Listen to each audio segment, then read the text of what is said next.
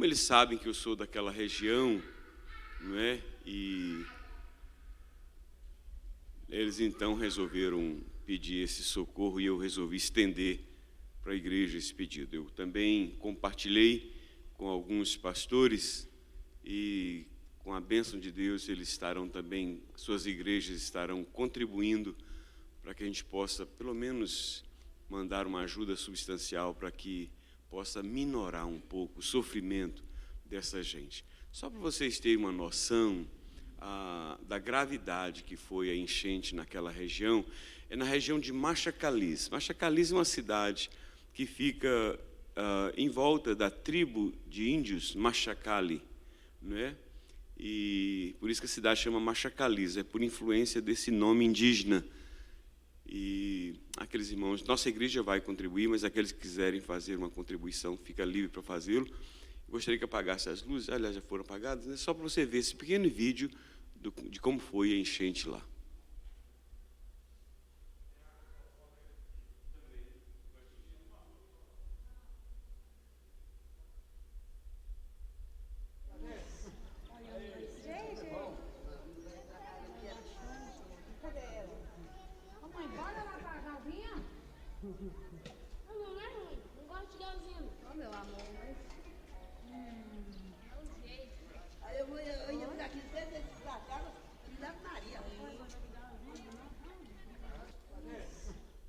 Eba, aí é doído demais, viu?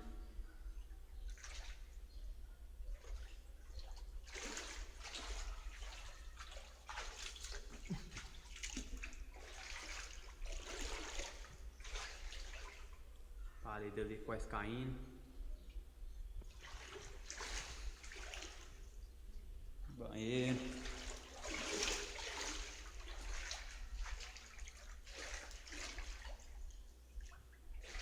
Tem aqui. Isso que a água já bateu, né? A água tava.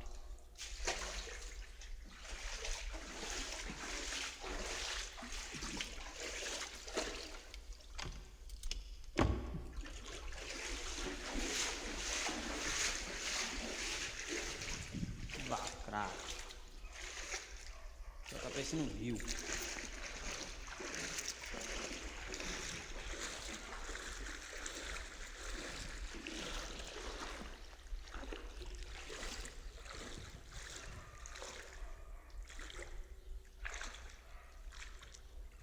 Bagaceira doida.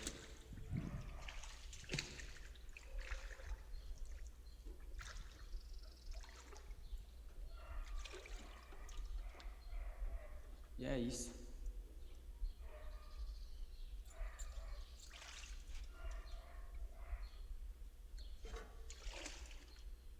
Eba. Se esqueça, se esqueça que o mar posso acalmar e que eu sei o tempo certo da vitória te entregar. Este tempo é necessário pra te amar. Se esqueça que o mar posso acalmar. Nessa foto última aí, não sei quanto, está muito pequeno, a enxurrada está levando um homem, eles saíram correndo para poder pegá-lo. Já estava submerso por essas ondas aí. Isso é na própria cidade. Machacalís fica próximo de Águas Formosas e fica quase já na divisa da Bahia. Logo na frente tem a cidade chamada Bertópolis, e logo em seguida já é a terra da Bahia. Então, aos irmãos que não puderem hoje ou que chegar, pode passar um zelo. Aqueles que porventura passarem um zelo, que estão nos assistindo. Quem está no Brasil nos assistindo, depois pode entrar em contato comigo pelo meu WhatsApp e eu posso passar o Pix, que é o meio através do qual você no Brasil pode ajudar também. Os que estão aqui nos Estados Unidos podem fazer isso através do Zelo. É só passar via igreja e encaminha uma mensagem dizendo que essa oferta é destinada a Machacalís. Aqui sempre a gente encaminha na sua integralidade as ofertas que são destinadas para esse trabalho missionário. né? Então vamos socorrer estas famílias que podem, né? Amém. Vamos orar por essas pessoas. Nós vamos também ter a oportunidade de entregar nossos dízimos e ofertas. Eu queria deixar uma palavra para os irmãos, uma palavra de amor para os irmãos. E a palavra é o seguinte: a Bíblia fala assim: se as vossas riquezas prosperam, não ponhais nelas o vosso coração. Por que você acha que o salmista fez esse pedido, movido pelo Espírito Santo de Deus? Porque muitas vezes nós somos, às vezes, mais inclinados a sermos fiéis na pobreza ou na escassez do que na abundância, né? Às vezes, quando a gente está numa situação difícil, a gente clama ao Senhor e diz: Senhor, o Senhor pode me tirar dessa situação, o Senhor pode mudar a minha história. E aí Deus começa a mudar a nossa história e começa a nos colocar sobre mais. E muitas vezes nós começamos a pegar. Antigamente a gente pegava aquele pouco de dinheiro e dizia: Senhor, é tão pouco, mas é o que eu tenho para te ofertar. Aí o tempo passa e Deus nos prospera, Deus nos abençoa. E aí o diabo coloca na sua cabeça e diz: pega esse dinheiro, olha, isso é tanto, é muito. Querido, pare para pensar, veja no que a palavra de Deus diz. Se as vossas bens, as vossas riquezas prosperam, não ponhais nela o vosso coração. É Deus que tem te abençoado. Reconheça isso. Quando você entrega o seu dízimo, a sua oferta, significa dizer que você reconhece que Deus é a fonte dessa bênção na sua vida. Tenho certeza que aqueles que estão num leito de hospital, estão acamados, em estado terminal, difícil, não pode trabalhar, eu tenho certeza que eles gostariam de dizer: como eu gostaria de poder estar levando à casa do Senhor o meu dízimo, a minha oferta. Então, reconheça a bondade do Senhor para com a sua vida. Não deixe que a avareza, a ganância, tire de você a alegria de contribuir. Esses tempos atrás, nesses últimos 8 anos, eu vivi 9 anos, eu vivi na sua maior parte de aluguel. No final de 4 anos, nós moramos de aluguel, 5. Nesses últimos, antepenúltimos anos, 5 anos, nós alugávamos um apartamento. Vocês conheceram eles, foram lá várias vezes, né? E no final de 4 anos, a dona do apartamento propôs nos vender, porque ela ia para Nova York. E resolvemos comprar. Durante aqueles 4 anos que nós estivemos vivendo de aluguel, eu saí sem levar 1 centavo. Todo aquele dinheiro foi destinado ao pagamento do aluguel. Compramos o apartamento e moramos mais 4 anos. 4 anos depois eu vendi o apartamento. No final daqueles 4 anos, eu saí com mais de $50 mil de lucro. Foi uma alegria para mim poder trazer o meu dízimo e dizer: poxa vida, nos 4 anos passados eu saí sem dar 1 centavo, sem poder levar 1 centavo. Só paguei. Morei mais 4 anos, pagando o mesmo valor que eu pagava de aluguel, e saí com $50 mil. Com mais de 50 mil. E além de entregar o meu dízimo com alegria, pude dar como entrada na compra de uma casa. Benção, irmãos. Quando você pegar uma quantidade maior de dinheiro, pense assim: Deus está me abençoando. Eu vou fazer isso com alegria. Amém? Jandira, quer apresentar os visitantes?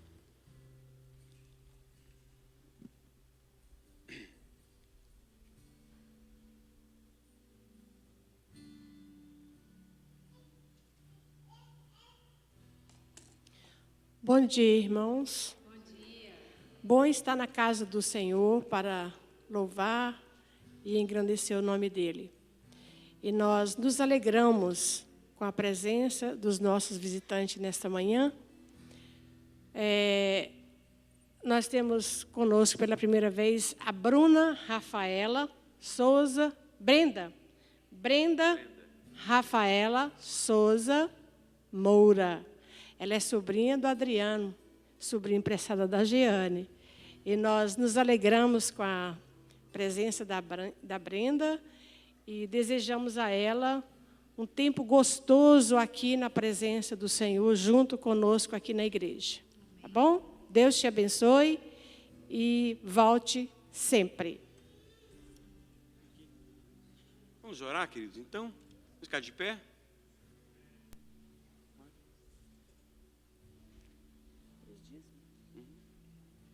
Pai, nós te damos graças pela tua misericórdia dispensada a nós a cada manhã. Nós agradecemos, Senhor, pelo teu cuidado para conosco. Agradecemos, Senhor, pela providência do nosso sustento diariamente. Nós agradecemos, Senhor, porque o Senhor nos dá a oportunidade de termos o trabalho e de podermos contribuir com a tua obra.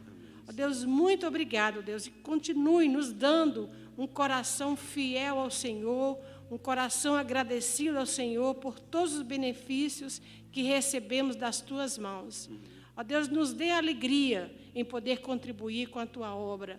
Ó Deus, e abra o entendimento dos nossos irmãos, se porventura tem alguém que ainda não entendeu o propósito de entregar ao Senhor 10% daquilo que o Senhor dá, que é 100% para cada um de nós. Ó Deus, nos abençoe nesse dia e dá-nos um coração sensível para ouvir a tua palavra nesta manhã. Em nome de Jesus. Amém. Bendito Deus, nós ainda queremos apresentar aquelas famílias, aquelas pessoas que estão sofrendo com as perdas que tiveram ali em Machacalize, naquela região, e clamamos a Deus para que o Senhor envie socorro. Muitas vezes o Senhor nos permite tomar conhecimento, e aquelas pessoas que estão pedindo, Deus nos abençoe, e o Senhor fala, filho, eu vou te abençoar através de outras pessoas. Deus, o Senhor quer nos usar para abençoar aquelas famílias. Que o Senhor nos dê um coração aberto, generoso, mão estendida, para abençoar essas famílias, em nome de Jesus. Amém. Amém. Vamos cultuar ao Senhor com nossos dízimos e ofertas.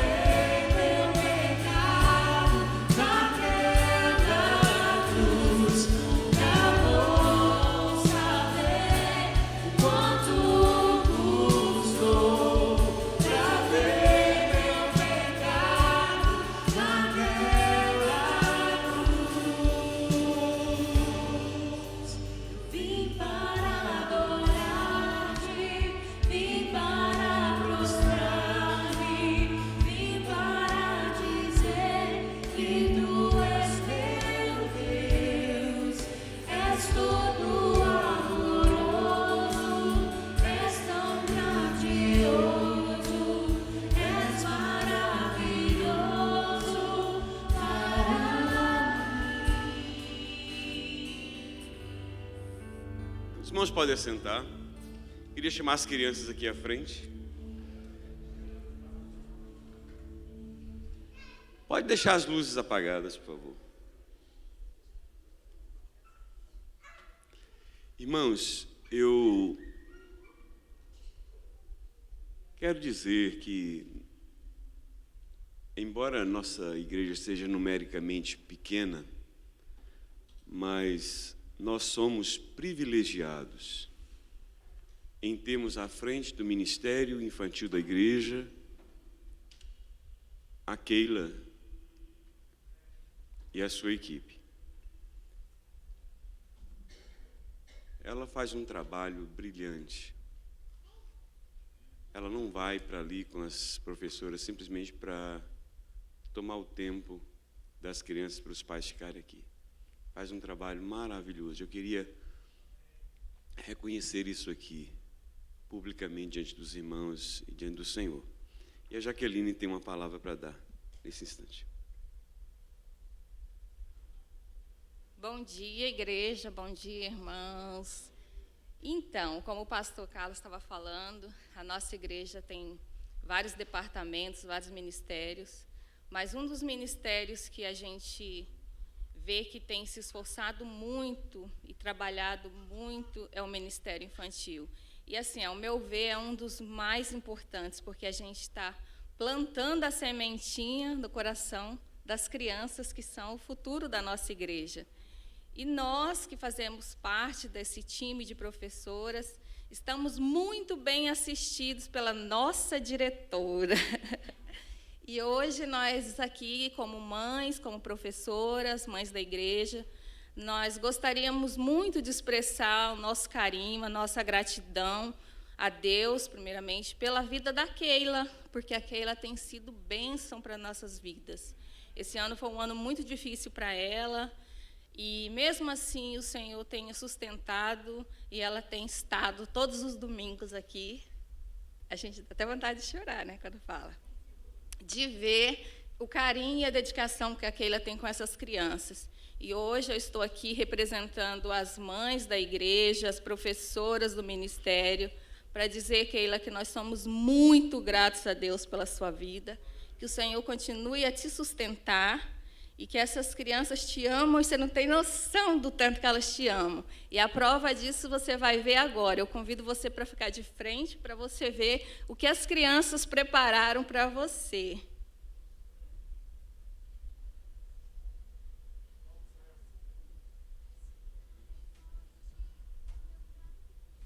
Oi, tia Keila.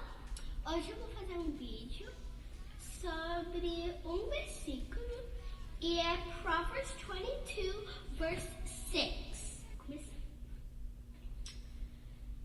Start children off on the way they should go, and even when they are old, they will not turn from it.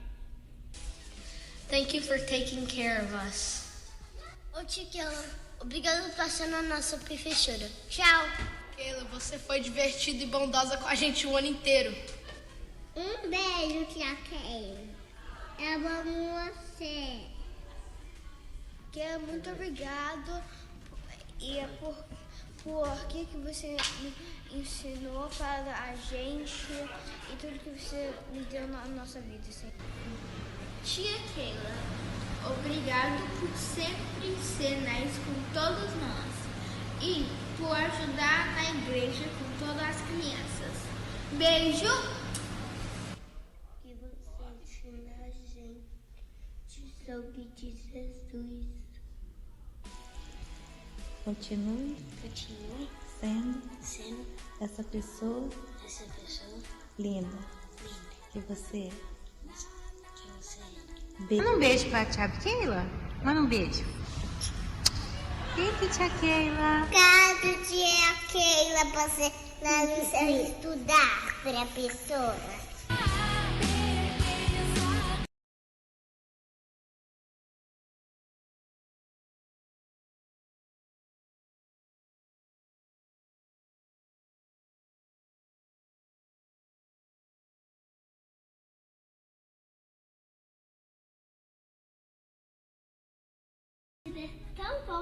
obrigada por tudo que você fez pra gente. Tchau!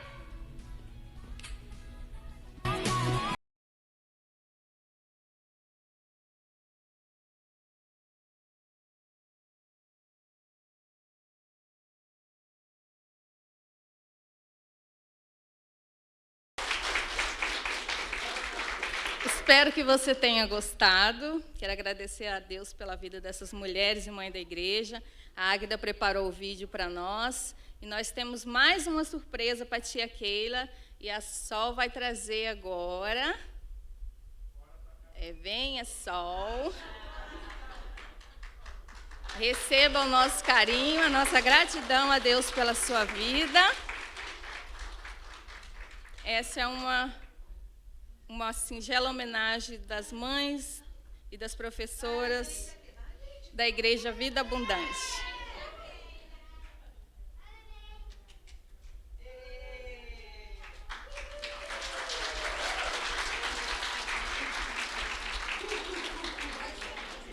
Senhor, nós te damos graças pela vida da Keila, que é tão preciosa, de toda a sua equipe que tem dedicado com ardor o seu tempo na preparação do estudo da Tua Palavra para ministrar às nossas crianças. Deus, que essa semente que tem sido lançada com tanto carinho possa germinar no coração das nossas crianças. Ó Deus, que o Senhor continue prosperando a Tua filha com graça e a todos aqueles que têm se dedicado na obra do Senhor. Em nome de Jesus. Amém. Deus abençoe, Keila.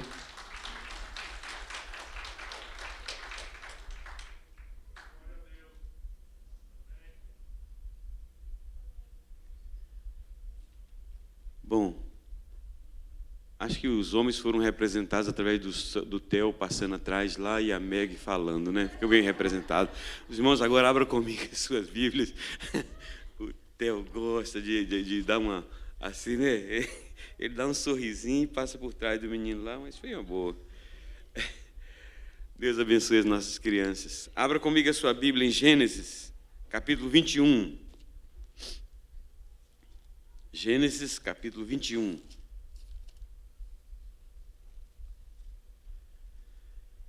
Versos 1 a 7.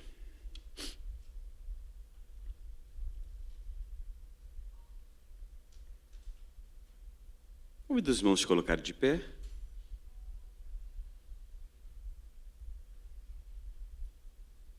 Visitou o Senhor a Sara, como lhe dissera, e o Senhor cumpriu o que lhe havia prometido. Sara concebeu e deu à luz um filho a Abraão na sua velhice, no tempo determinado de que Deus lhe falara. Ao filho que lhe nasceu, que Sara lhe dera à luz, pôs Abraão o nome de Isaque. Abraão circuncidou o seu filho Isaque, quando este era de 8 dias, segundo Deus lhe havia ordenado. Tinha Abraão 100 anos, quando lhe nasceu Isaque, seu filho. E disse Sara: Deus me deu motivo de riso, e todo aquele que ouvir isso vai rir-se juntamente comigo. E acrescentou: quem teria dito a Abraão que Sara amamentaria um filho? Pois na sua velhice lhe dei um filho. Que Deus aplique a sua palavra no nosso coração. Os irmãos podem assentar.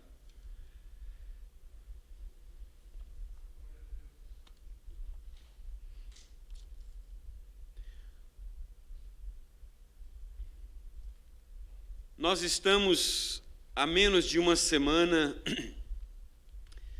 de comemorarmos uma das datas mais festivas da cristandade em todo o mundo, que é o nascimento de Jesus.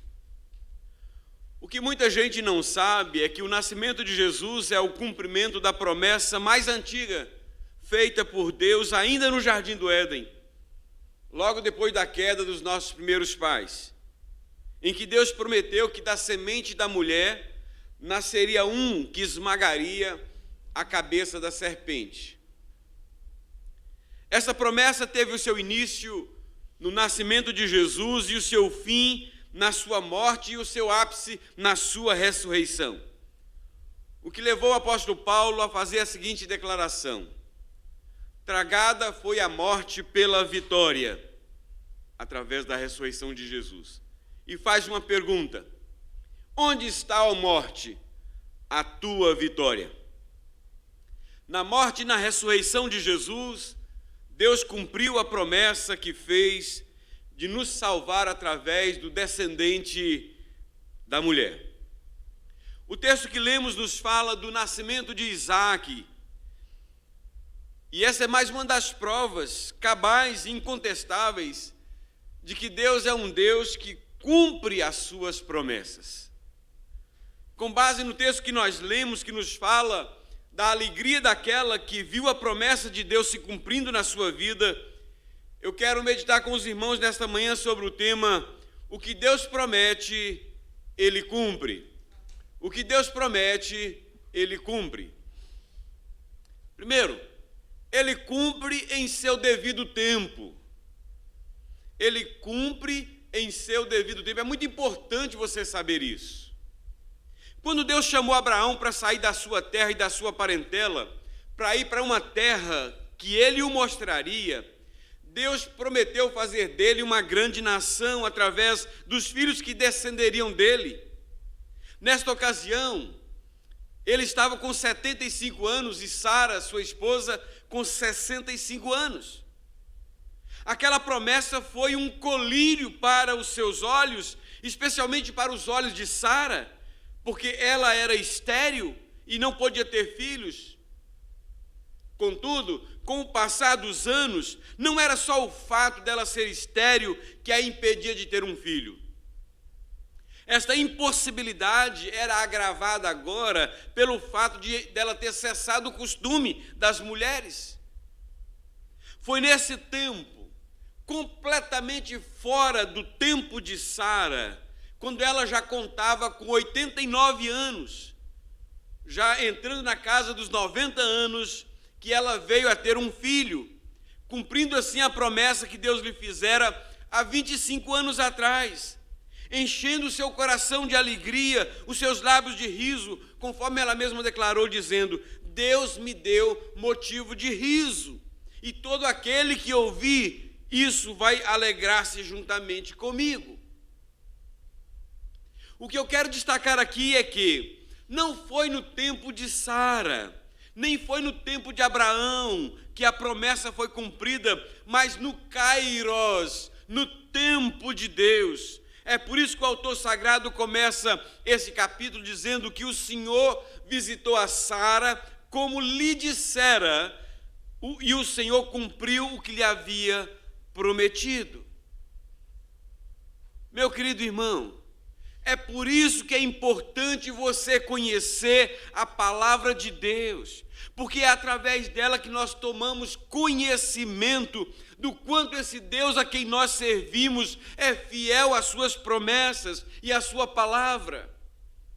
Ouça agora com atenção o que Josué, o sucessor de Moisés, disse ao povo no final da sua vida, no final da sua caminhada, quando já tinha introduzido o povo na terra prometida. Ele diz para o povo assim: eis que já hoje sigo pelo caminho de todos os da terra, ou seja, eu estou prestes de morrer. E vós bem sabeis de todo o vosso coração e de toda a vossa alma, que nenhuma promessa caiu de todas as boas palavras que falou de vós o Senhor vosso Deus. Todas vos sobrevieram, nenhuma delas falhou. Tudo se cumpriu. Qual é a mensagem que Josué quer deixar para aquela nova geração que estava se apropriando da terra prometida, que um dia fora prometida por Deus aos seus pais? De que eles podiam confiar inteiramente no Senhor, porque Ele não era apenas um Deus poderoso, era também um Deus fiel às suas promessas.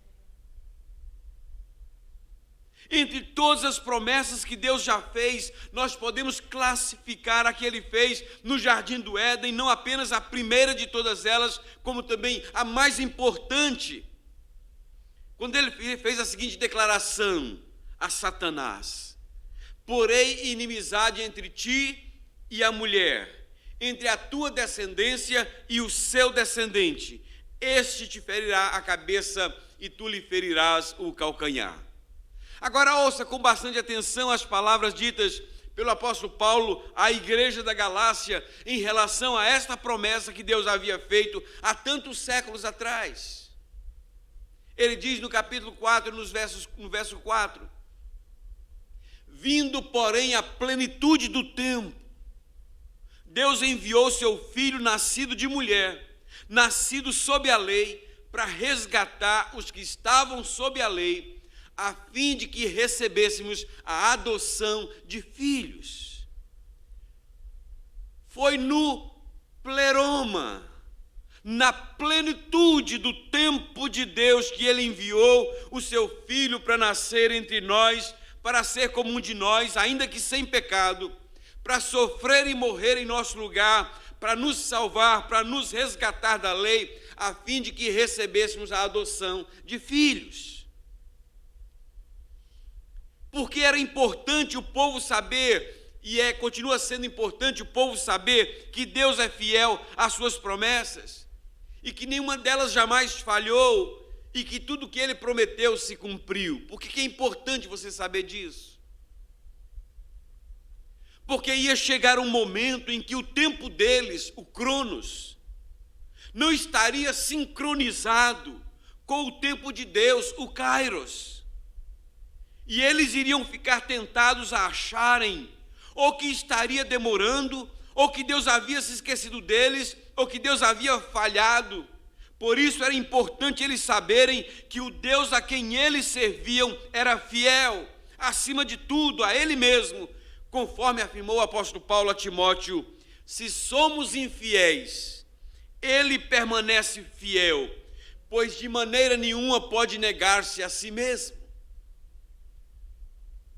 Na semana passada, creio que no sábado, foi no sábado mesmo, né, que nós fomos na revelação do sexo do bebê na casa do Marco Túlio e da Jaqueline, não foi isso? Na semana passada estávamos lá para orar com eles, nos alegrar com eles na revelação do sexo do filho da Jaqueline e do Marco Túlio. Depois de um tempo ali, daquele lanche que foi servido, do almoço, a Márcia, que está aqui, juntamente com o Roberto, daqui a pouco a Márcia sai desesperada. Gente, está na hora de sair, sai desesperada, daqui a pouco fica 5 minutos lá fora e volta.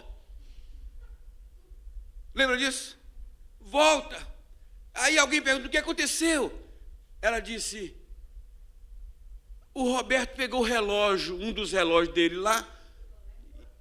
Acho que o Roberto é igual eu, o relógio é só para enfeite, porque não olha horas mesmo. E os relógios tudo sem bateria, e a bateria já estragada, o relógio estava marcando 3 horas da tarde, ela tinha um compromisso às 3 horas da tarde. Isso não era 2 horas ainda. O que aconteceu? Aquele relógio não estava sincronizado com o tempo verdadeiro. Você está entendendo o que eu estou querendo dizer? Muitas vezes, na sua pressa de ver alguma bênção de Deus realizar na sua vida, de Deus fazer alguma coisa na sua vida, na sua pressa, você começa a achar que Deus está demorando, que Deus não está se importando com você, que Deus não está sendo tão fiel como Ele diz que é. Mas só que acontece que Deus tem um relógio diferente do seu. O relógio do tempo de Deus é o Kairos, e o seu é o Cronos. E às vezes o seu está igual o relógio do Roberto. Quando não está adiantado demais, está atrasado demais, dificilmente está sincronizado. Não é? Então, irmãos, olha o que Paulo diz: se nós somos infiéis, Ele permanece fiel, pois Ele de maneira nenhuma pode negar-se a si mesmo. Meu querido irmão, pare um pouco e pense comigo. Se Deus cumpriu a mais difícil de todas as promessas que Ele já fez, que foi de nos enviar o seu Filho para morrer em nosso lugar, não cumpriria as demais promessas que nos fez?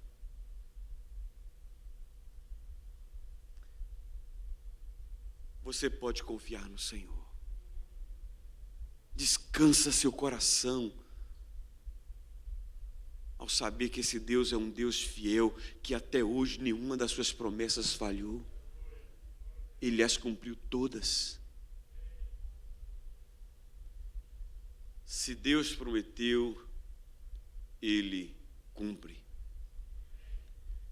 Segundo lugar, Ele cumpre independente das circunstâncias.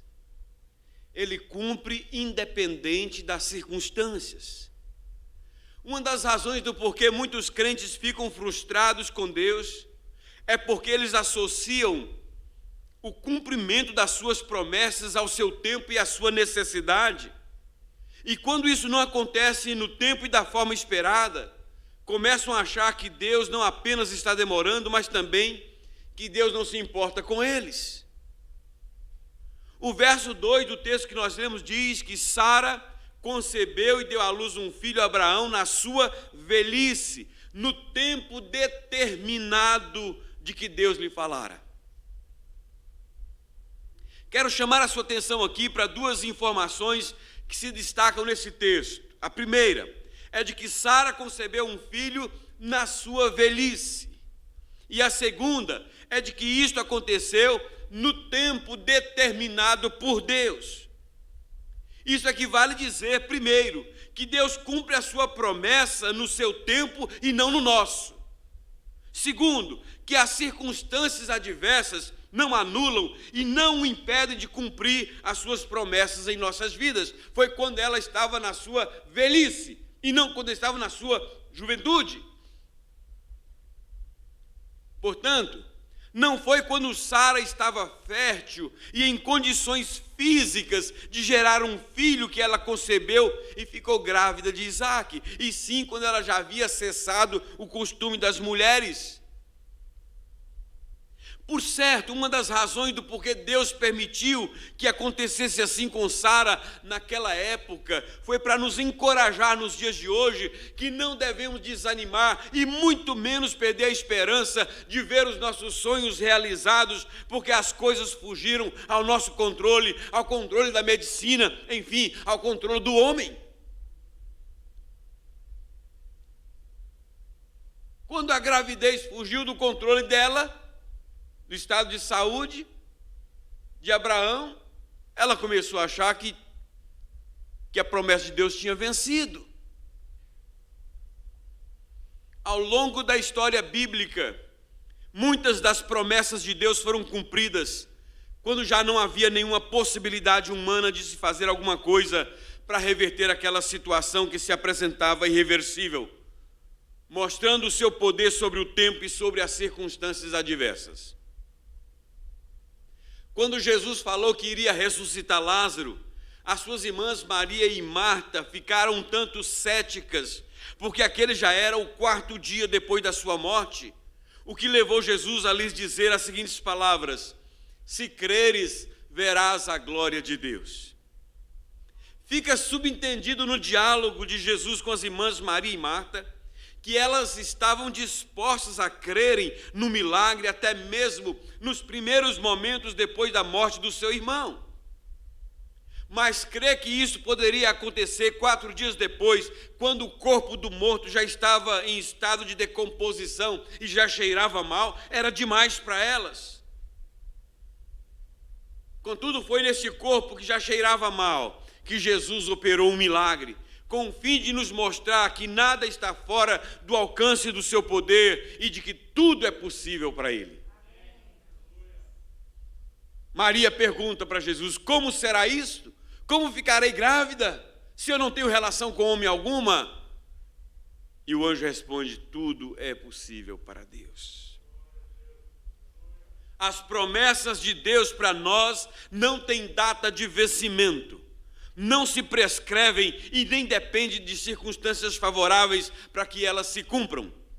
Elas só precisam estar no kairos e no propósito de Deus. E caso elas estejam no kairos e no propósito de Deus, independente das circunstâncias, por mais adversas que elas sejam, elas vão se cumprir, haja o que houver. O grande problema, irmãos, é que muitas vezes nós não entendemos esta questão de propósito de Deus. Ana queria desesperada um filho e sempre desejou ter um filho, mas o filho que ela queria não veio no tempo que ela queria. Porque o propósito de Deus não era que ela tivesse um filho naquela época que ela queria, mas no tempo que Deus tinha estabelecido. E quando mesmo não entendendo, mas nós nos submetemos à vontade de Deus em submissão e amor, depois nós vamos desfrutar muito mais quando essas promessas são realizadas do que se elas tivessem sido realizadas antes. E Ana, quando veio o tempo de Deus e deu à luz a Samuel, ela viu a bênção que foi.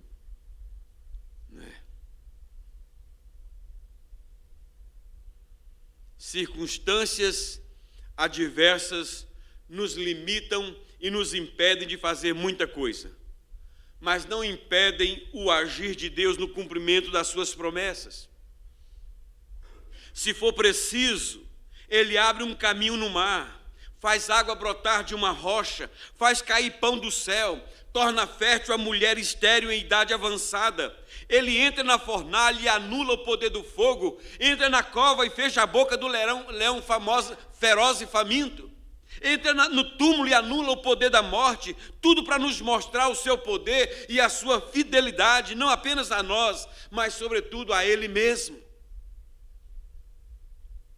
Circunstâncias adversas podem estar levando você a desanimar, a enfraquecer na fé e até mesmo a perder a esperança de ver um milagre acontecer na sua vida em decorrência de uma promessa que Deus lhe fez. Mas nesta manhã, Deus quer que você saiba que Ele não mudou. Ele é o mesmo ontem, hoje e o será para sempre.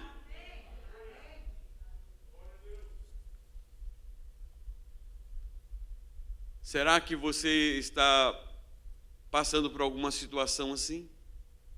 Uma situação adversa em que você já não crê mais que Deus pode cumprir essa promessa na sua vida?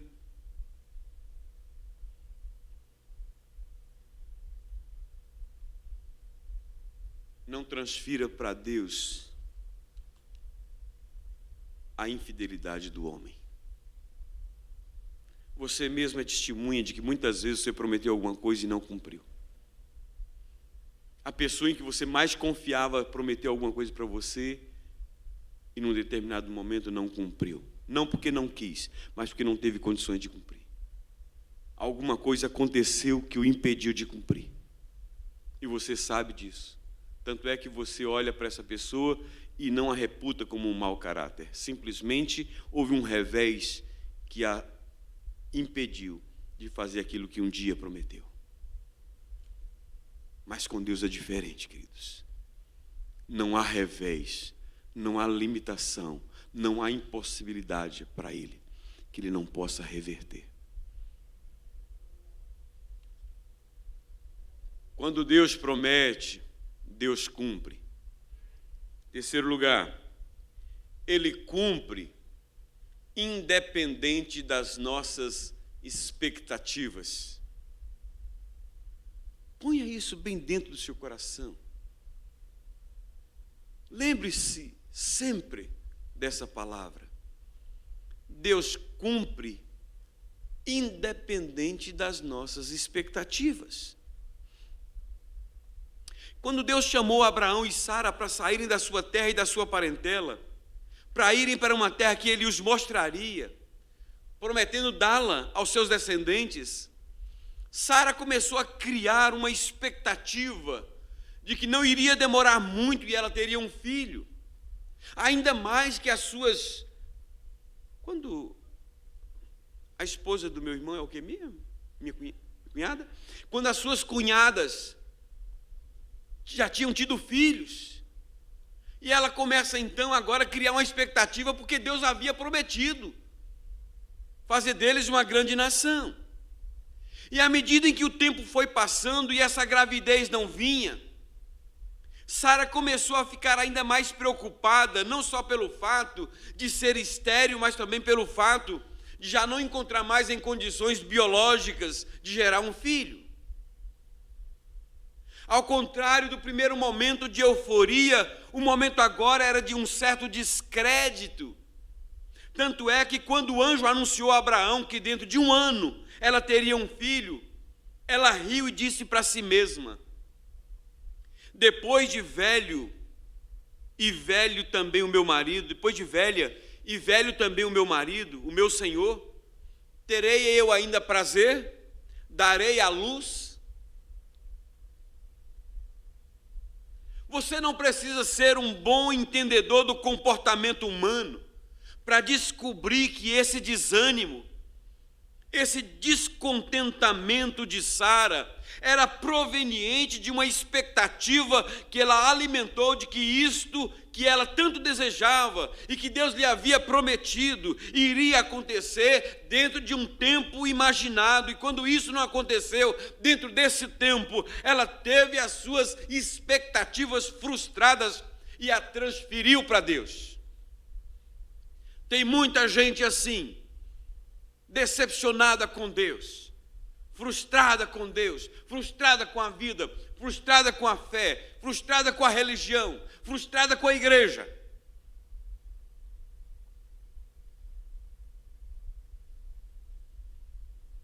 O grande problema de se criar expectativas de que o que desejamos, o que sonhamos ou o que Deus nos prometeu vai acontecer no tempo que esperamos e não acontece, é que, primeiro, nós ficamos desmotivados, desanimados e até mesmo vencidos. Segundo, ficamos com a nossa fé em Deus abalada, como se Ele não estivesse sendo fiel ao que Ele prometeu.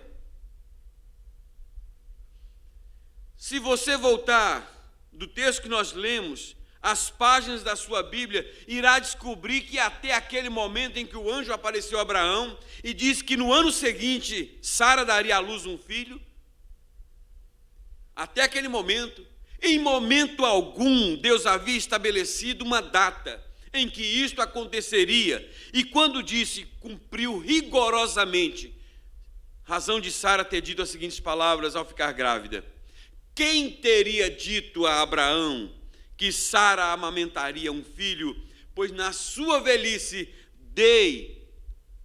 lhe dei um filho.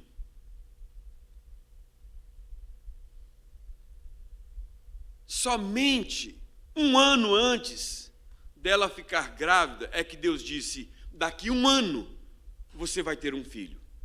Mas até aquele momento, Deus não a estabeleceu em momento algum da sua jornada, dizendo, daqui 5 anos, daqui 10 anos, daqui 15 anos. Em momento algum Deus disse isso. Deus só havia dito, eu vou dar um filho a você. Mas aí o que acontece? Ela cria expectativas de que aquilo aconteceria dentro do tempo dela.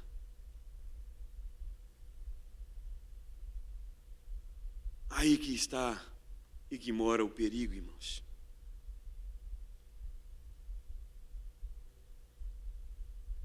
Quem teria dito? Ela fala assim como que Abraão, que Sara amamentaria um filho. Tudo isto aconteceu da forma como aconteceu.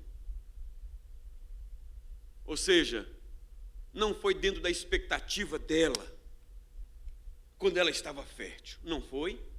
Nem foi dentro da expectativa, da falta de expectativa dela, quando ela já não estava fértil. Aliás, aconteceu quando ela não tinha mais expectativa. Enquanto ela tinha expectativa, tinha possibilidades humanas, naturais, Deus disse, não, eu não vou fazer isso nesse momento. Eu vou fazer no meu tempo. Quando você já não tiver mais essa expectativa, para você saber que eu sou um Deus que não dependo de expectativas para poder realizar aquilo que prometo.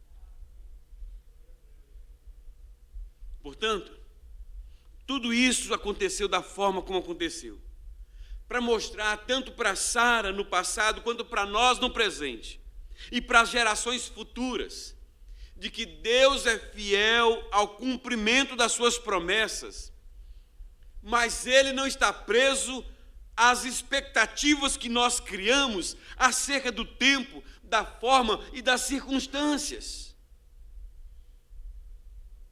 Aqueles que conhecem a história de Naamã, o comandante da Síria, sabem que ele quase voltou leproso para sua casa por causa de uma expectativa frustrada.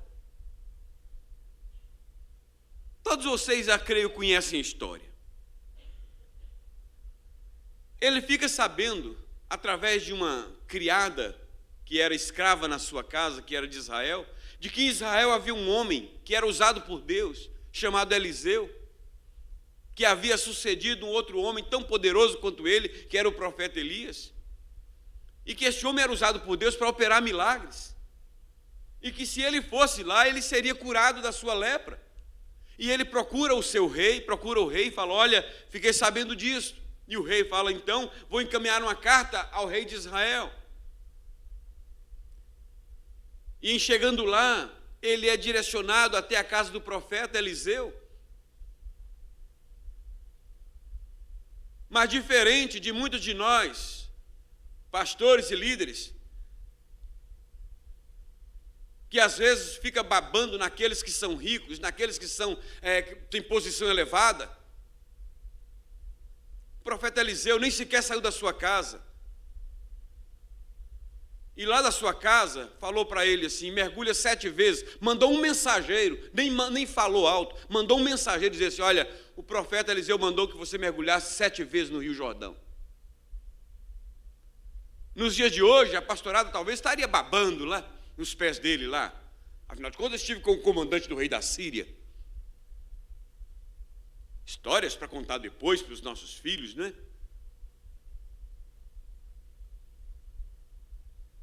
Tem coisas que parecem, só abrir um parênteses aqui, que a gente parece que gosta dessas coisas, né? Pastorada hoje, qualquer encontro que tem com qualquer um desses pé duro que tem por aí, que é metida besta, já põe logo: olha, eu tive com fulano, tive com ciclano, assim, para sentir-se importante.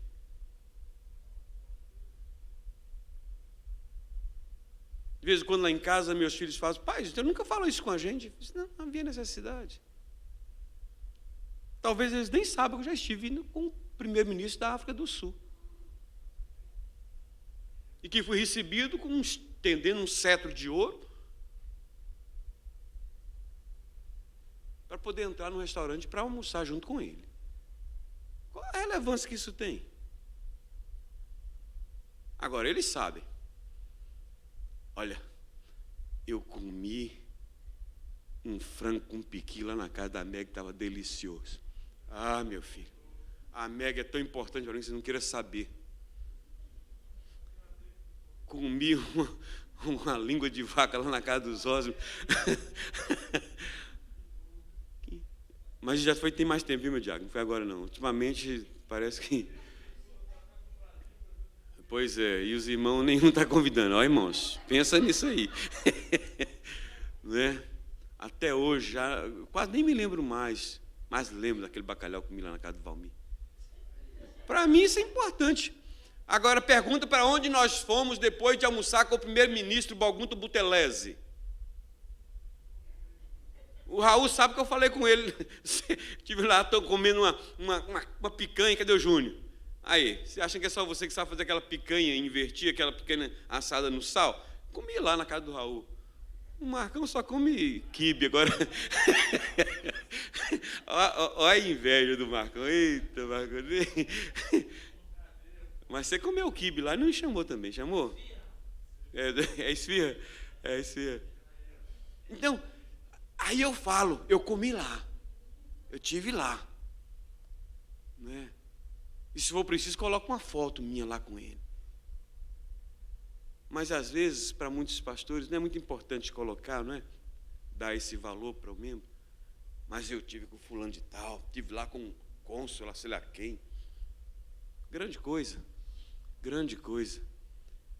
Mas eu tive com o neto comendo feijão com quiabo, porque a primeira vez que eu comi feijão com quiabo foi na casa dele. Me lembro, essas coisas todas eu vou lembrar, enquanto estiver velhinho.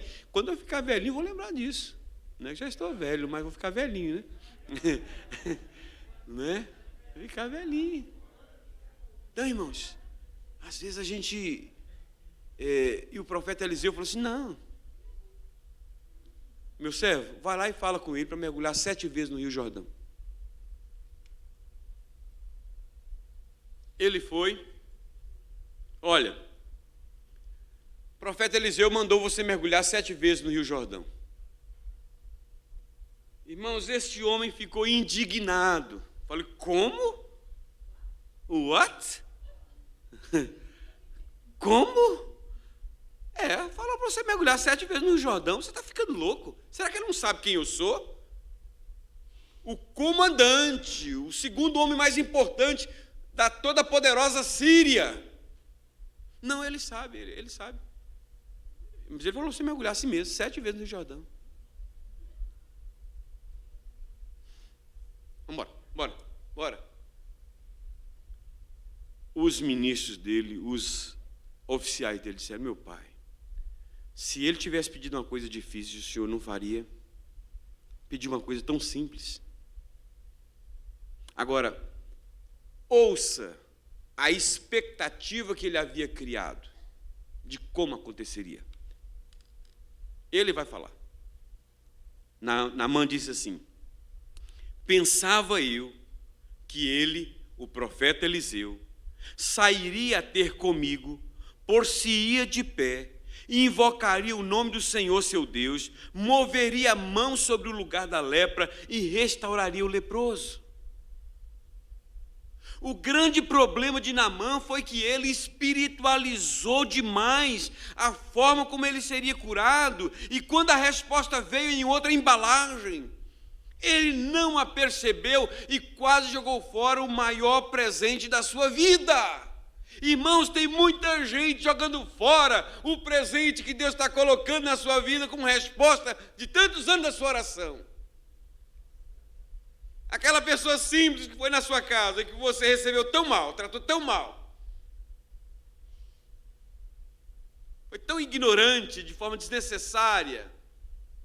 Aquela pessoa que você deixou às vezes de ajudar, era a pessoa que Deus tinha levantado para poder te socorrer na sua necessidade, para criar um vínculo, um afeto, um relacionamento. Mas você criou a expectativa de que aqui Deus ia mandar um cara numa limusine na sua casa e dizer, olha meu filho, estou te dando aqui um cheque em branco para você preencher e comprar a casa que você quer dos seus sonhos. Às vezes essa pessoa simples vai ser a pessoa que vai dar suporte para os seus filhos mais tarde.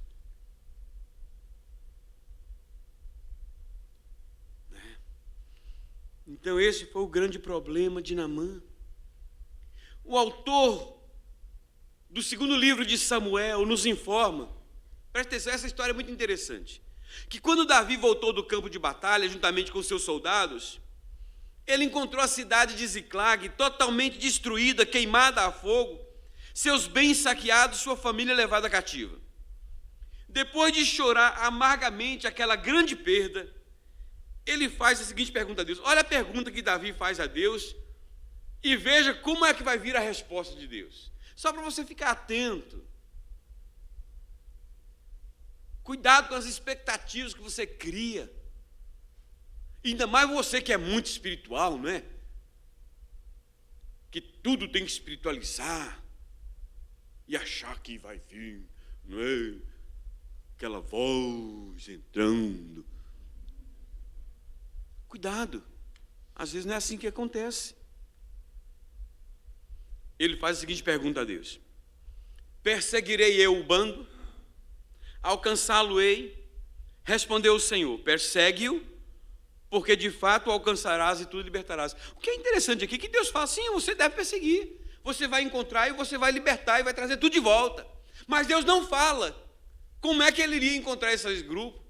Deus não fala quem foi. Deus não fala como é que seria o meio que ele ia chegar, onde deveria chegar. Só fala, persegue. Mas persegue como? A quem? Onde é que eles estão? Isso Deus não respondeu, isso Deus não disse. E ele sai por um caminho oposto ao que ele viera. E quando ele sai no caminho oposto ao que ele viera, ele encontra um homem caído, semi-morto. Quando você está com pressa, o que você faz? Normalmente você não quer dar atenção para ninguém, não é verdade? Pois é. Ele encontra um homem semi-morto no caminho, cuida dele, e isso tomou um tempo grande, dá comida, dá água, o homem se recupera, e Davi pergunta: quem é você?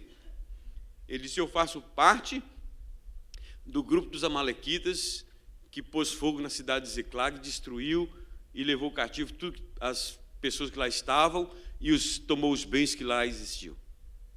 Sério? Sim. Você pode me levar onde eles... Você sabe onde é que eles estão?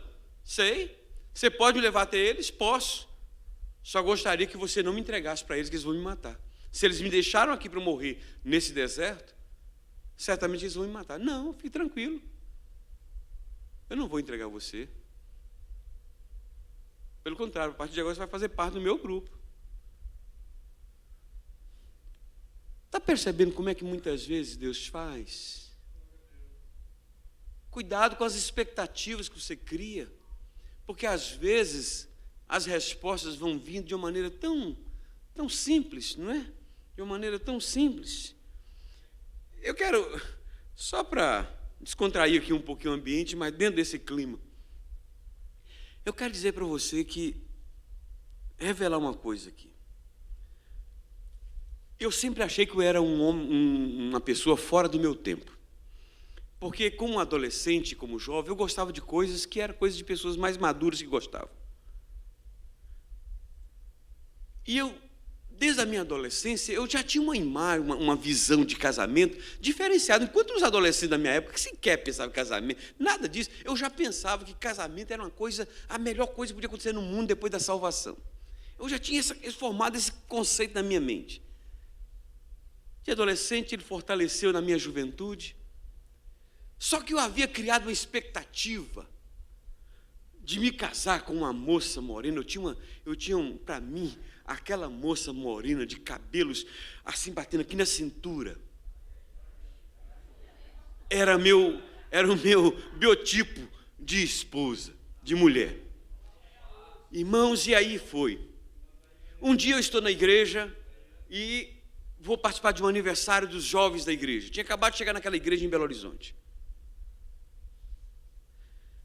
E essa sempre foi minha expectativa de namorada e, quem sabe, futura esposa. E um dia eu estou numa festa de aniversário, tinha acabado de chegar naquela igreja, eu morava em Juiz de Fora, depois mudei para Belo Horizonte, fui congregar na igreja que a minha irmã congregava, e logo naquela semana já me convidaram para um aniversário, no sábado. E eu, muito tímido, irmãos, vocês não fazem ideia, muito tímido, e eu sentado junto com a minha irmã e meu cunhado. Em vez de ficar junto com os jovens, sentado com a minha irmã e meu cunhado, de tanta vergonha que eu tinha de ficar junto no meio dos outros jovens. E nisso passa uma morena, lembro até hoje, irmãos, com uma blusa de cetim amarela, dourada, aquilo brilhava, contraste, aquele negócio, eu acho que a Andina não está aqui não. Aqui. Irmãos, na hora que ela passou, vocês já viram aquele desenho animado que os olhinhos fica assim? Ficou assim meus olhos. Eu falei, meu Deus. Eu falei com meu cunhado assim, mas que morena bonita. E aquela morena, aquele cabelão bate na cintura assim, contrastando aquele cabelo negro com aquela blusa dourada. Linda. E eu falei assim com meu cunhado, quem é essa morena tão linda? E ele falou assim, eu acho que isso aí é muita carne para o seu pastel. Irmão, mas parece que aquilo provocou um problema sério em mim. Eu falei assim, pois eu vou aumentar minha massa para ver se cabe essa carne no meu pastel. Moral da história, 6 meses depois, estava namorando com ela. Estava namorando com ela. Mas sabe por quê? Deus queria mostrar que as minhas expectativas estavam me levando a uma direção que não era a direção que Ele estava querendo que eu fosse. E ele me faz conhecer a Jandira da maneira mais adversa que poderia. Eu era aluno do seminário, tive uma discussão com a irmã dela, que era professora, e através disso ela ficou chateada comigo. E eu insistindo, pedindo perdão para ela, para a irmã dela, e a irmã dela me evitando. Um dia eu falei com ela: eu vou até a sua casa, mas você tem que me ouvir. Você tem que me dizer que está perdoado, porque como é que eu posso ficar desse jeito? Naquele dia, eu fui com ela até o centro da cidade, e ela quieta. Peguei um ônibus, desci onde ela ia descer, isso em Belo Horizonte. Fui com ela, andando até a casa dela, pedindo perdão pelo que eu havia falado para ela. Quando eu entro na casa dela, lá estava a Jandira, naquela época era datilografando, né? Máquina. Ela era secretária da primeira igreja presbiteriana de Belo Horizonte. E lá estava ela, à mesa, datilografando o seu trabalho de escola. A cumprimentei, fui apresentada, não ligou muito para mim, também não liguei muito para ela. Moral da história: hoje, 40 anos casado. Hoje eu fico perguntando: meu Deus, o que seria de mim se eu não fosse casado com a Jandira? Pergunto tantas vezes, irmãos, será que tem alguém que é mais feliz do que eu sou no meu casamento? Não sei. Eu acho difícil encontrar uma pessoa, pode ser talvez tão quanto, mas mais, eu não sei se existe. Nós vivemos há 40 anos numa permanente lua de mel. Por que eu estou fazendo toda essa declaração, essa afirmação? Por causa das expectativas que nós criamos. As expectativas que nós criamos, e nós muitas vezes, irmãos, deixamos de ver o que Deus está, a direção que Deus está dando, não é? Às vezes, a solução dos nossos problemas pode vir de fontes de onde menos esperamos. Tudo que precisamos ter é sensibilidade para ver a direção que Deus está nos dando, para não fazermos como Naamã, que quase perdeu a bênção por tê-la recebido no papel diferente do que ele imaginou. Às vezes Deus põe tesouros preciosos embalados em jornal. Você está chegando no Natal agora. Fala a verdade, a maior frustração da gente, aniversário e Natal, você recebe uma embalagem, irmãos, a embalagem é mais cara que o presente. Você pega aquele papel presente. Hoje tem essas sacolas, né? Você já viu isso? Você fala assim: gente, se essa sacola é desse jeito, como é que não é o presente? Só que o infeliz já ganhou essa sacola de alguém, e de alguém, e de alguém, e pegou na casa da patroa, do patrão que ia jogar fora, né? Que rico é assim, recebe essas embalagens todas e traz, e põe para a gente, às vezes, um sabonete. E você pega aquele presente com a expectativa de que vai estar lá uma camisa da Hugo Boss e tal, e chega lá, tem um sabonete, e daquele, você já viu aquele tamanho daquele, irmãos, por que eles falam que é sabonete daquele tamanho? A gente não consegue nem pegar, e você pega pelo peso e fala: é um iPhone 11, é um sabonete. Irmãos, por mais que você seja agradecido, no final você fica com uma sensação tão ruim depois, fala: gente, um sabonete nessa embalagem. Às vezes Deus faz o contrário, sabe? Deus coloca tesouros embalados em papel jornal. Ah, queridos, e aí, se você é do tipo que é soberbo, orgulhoso, metido, desculpa as expressões tão chulas, irmãos, mas tem horas que só assim para a pessoa entender, metido a besta mesmo, sabe? Você perde a bênção, porque pega aquele jornal e fala: quero isso não. E lá dentro tem um presente valioso. Valioso. Irmãos, vamos concluir, né? Não há problemas em se criar expectativas. O problema está em achar que Deus tem compromisso com as expectativas que nós criamos. Põe isso na sua cabeça. Deus não tem compromisso com as suas expectativas. Deus tem compromisso com Ele mesmo. Sara criou a expectativa de que naquele período ela teria o filho. E Deus disse, não é nesse período. E eu quero concluir a mensagem desta manhã, lendo o texto que está na carta dos Hebreus, no capítulo 10, verso 23. Preste atenção no que diz o autor sagrado. Guardemos firme a confissão da esperança, sem vacilar, pois quem fez a promessa é fiel. Não seja um vacilão. Guarde firme essa convicção da esperança, pois quem fez a promessa é fiel. Deus é fiel. Meu querido irmão, não permita que as circunstâncias adversas e a expectativa de ver alguma promessa de Deus se cumprir em sua vida, em seu tempo, de acordo com a sua necessidade, venha levar você a perder a fé em Deus e a esperança de ver essa promessa sendo cumprida. Quando isso acontecer com você, quando porventura estiver fora da sua expectativa, fora do seu tempo, traga esse texto à sua mente, ao seu coração, essas palavras do autor da carta aos Hebreus. Quem fez a promessa é fiel. Aleluia! Quem fez a promessa é fiel. Vamos dizer comigo? Quem fez a promessa é fiel. Glória a Deus. Vamos ficar de pé, irmãos.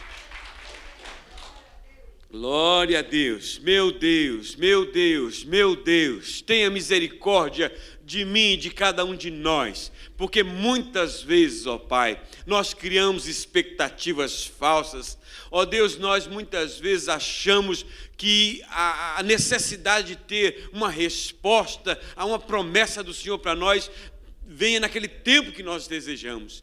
E quando não vem, muitas vezes, ó Deus, nós perdemos um pouco daquela confiança, daquela alegria em te servir. Ó Deus, não permita que isso aconteça conosco. Dá-nos a graça de confiarmos de tal maneira no Senhor. Ó Deus, a absorver inteiramente essa palavra, essa declaração de que quem fez a promessa é fiel. O Senhor é fiel. O Senhor é fiel. Por isso, ó Deus, nós pedimos, ajuda-nos a nos apegarmos a esta palavra de todo o nosso coração e não nos vacilarmos, ó Deus, em tempo algum, para a glória do Teu nome, em nome de Jesus.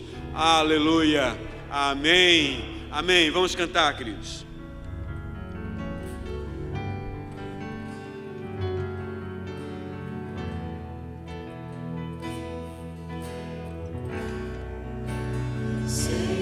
Teus olhos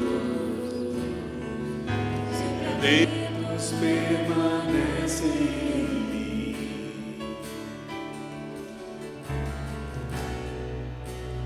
e os teus ouvidos estão sensíveis para ouvir meu amor. Posso até chorar,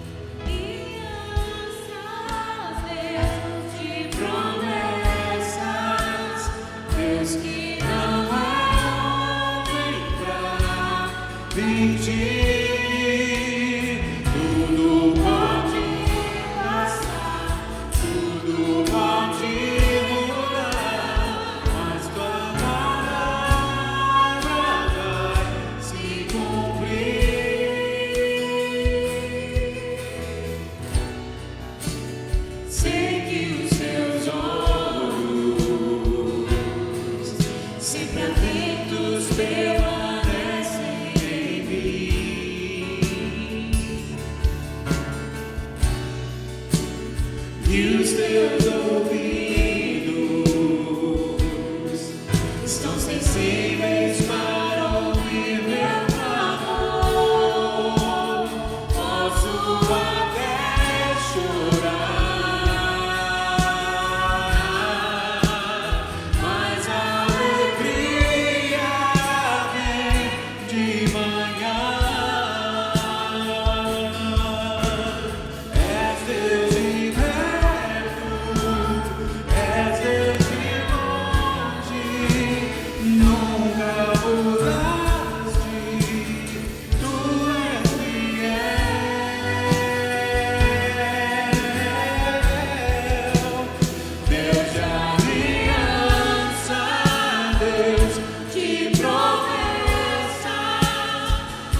que não é homem pra mentir.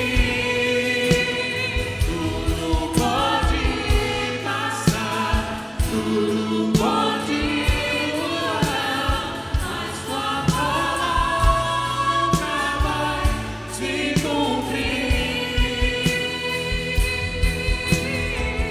Posso enfrentar o que for, eu sei que nunca vou vir. Seus planos não podem ser frustrados. Minha esperança está nas mãos do grande eu sou. Meus olhos vão ver o impossível acontecer.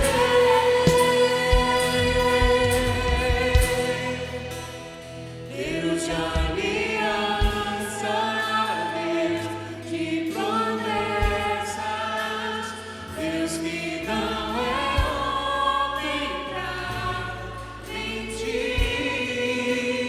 Tudo pode passar, tudo pode mudar, mas tua palavra vai se cumprir.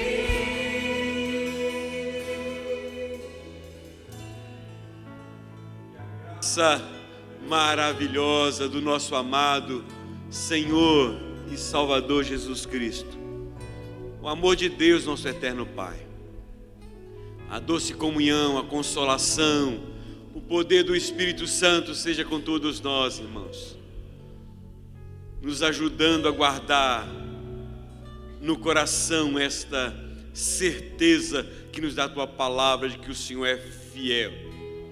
E seja com todo o povo de Deus na face da terra, hoje e para sempre. Amém.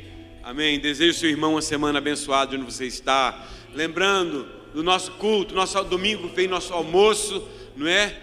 Logo depois do culto, nosso almoço de Natal. Lembrando do culto de dia 31, não é? Separa esse tempo para estar conosco, a gente passar o culto da virada aqui na igreja. O culto vai começar às 10 horas da manhã. Não é? Então todos estão convocados. Convide mais alguém para estar conosco. Deus abençoe, uma semana abençoada em nome de Jesus. Amém.